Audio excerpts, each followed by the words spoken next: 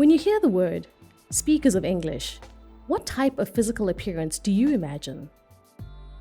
English is used by diverse people around the world, but there are stereotypes attached to the image of English speakers. I don't think I speak standard English because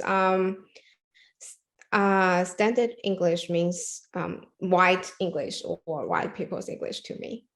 When I'm speaking all the courses, like when I read all the papers, most of them are from, the white professors.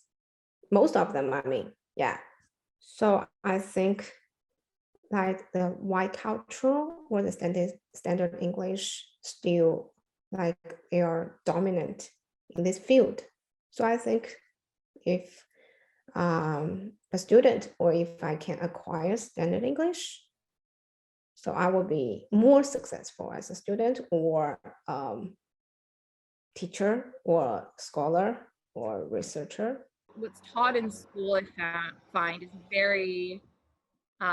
it's very middle upper class white language, and I find they use that also to tell people that, oh, you have poor English or you're uneducated, when really it's just their common English or the way they talk English is different because they grew up in a different community and the way people talk is different.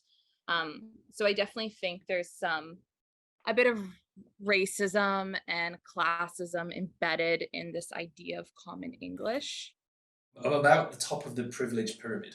I'm I'm a white man from England who speaks English natively, and who is relatively well educated. And in fact, I'm not even the top of the privilege pyramid. I think I'm the CEO of the hedge fund who's bought the privilege pyramid. I think that's how far up.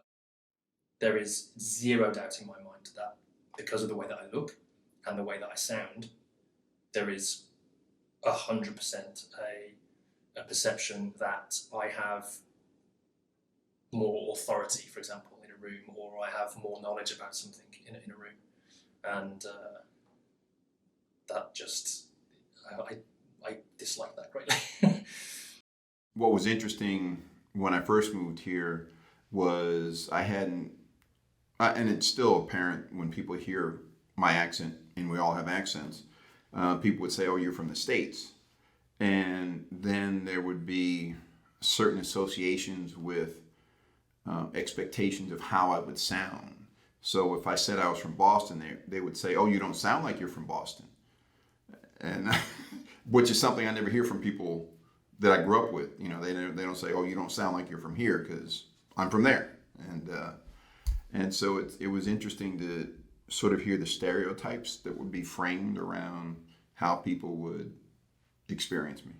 A white person I know who's from Jamaica had to do accent reduction because a Jamaican accent is associated with black people. It's sort of a standard, if you will, Jamaican accent, Creole, Patois, however one wants to characterize it. And so when people would hear him speak on the phone, they don't know that he's white, and so his whiteness wasn't able to come through. Even we speak English badly, it also makes sense. We can explain. We can try to fix that. Yeah, like we can fix your appearance, right? Yeah, I think so too. Like even if people who are born here and from Asian parents can be said those things, right? Because of their appearance. They speak English fluently, because they are native. But since they are from Asian parents, I think because I look fully Chinese, that people say that my English is very perfect, but that's also because it was my first language. So I guess that's a compliment. I guess it's a compliment, but then it's kind of for me, it's a no-brainer that I should be able to speak fully English. So it's an assumption that because of the way that I look, my English might be different. Feelings, I guess, surprised. I feel like people expect my English not to be as good because I look foreign. I think for the most part, it's more of a surprise that it's more fluent. I guess I don't look the way that most Western people look here. And they would assume that because my background is Chinese, that maybe my English isn't as fluent. Do not perceive a Canadian family as a white man, a male, a white female, and two beautiful children and their dog. I see that advertised online and I'm just like, oh, you know, and then I pick them at the airport and also they're shocked because they think that I'm, 30 years old. Sometimes, people's physical appearance alone can trigger assumptions about where they are from, or what language they speak, or how well they speak English. Somebody comes to my lab and suddenly says, "Oh, you must be from India, right?" I thought, what makes you think that I'm from India? I haven't even spoken a word with you. Why do you know that I'm from India? So then the person is lost. Okay, what? Okay, just because your color, they can't say that. I haven't said anything. You just, based on something you assumed, but that base in your mind, it's a racism. But I sometimes have these unfair because sometimes I work with some how to say Caucasian people, white people, and some strangers just greeting with him, but not me, not for me, because they're also white, and they think it's just, I think, unfair. But I think just the same things is happening in Japan, because if you're the clock in Japan, and there's some Japanese people and white people come to the store, and which people do wanna say hello, of course it's Japanese, and that thing is happening. I think it's a little bit unfair, but it makes sense because if the situation was changed, I do the same thing.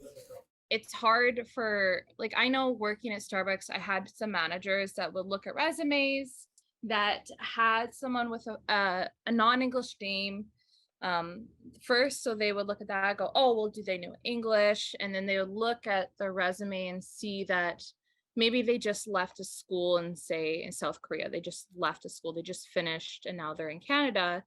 I did have managers that would go, this is going to take a lot of time to train them because they're not going to know English.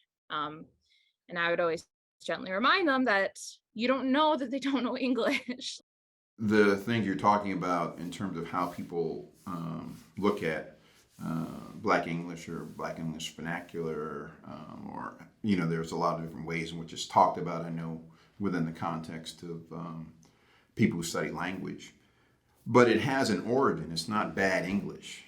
It's English which has evolved over time because of context and interactions with other groups and other languages. And so, as we know, language reflects how people see the world. And it's, some of the limitations that I find that are placed on or perceptions of Black English are from people who do not speak the language.